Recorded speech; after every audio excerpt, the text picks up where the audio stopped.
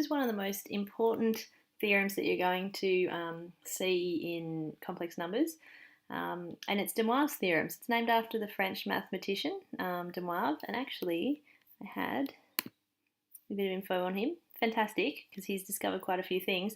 But the key thing about de Moivres is that this theorem really links trig and complex numbers together. So it's a really interesting fellow, friends with Isaac Newton.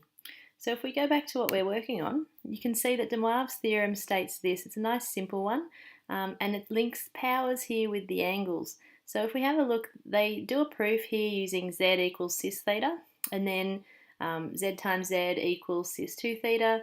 Z cubed would be z times z, which would be this result, cis 2 theta times cis theta, which would be cis 3 theta.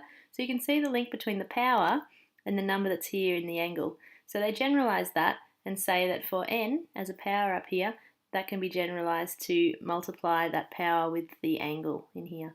And they also did that and did the same proof using negative powers as well. Remember that a negative power means 1 over something, okay? And what that does is it changes the angle to a negative.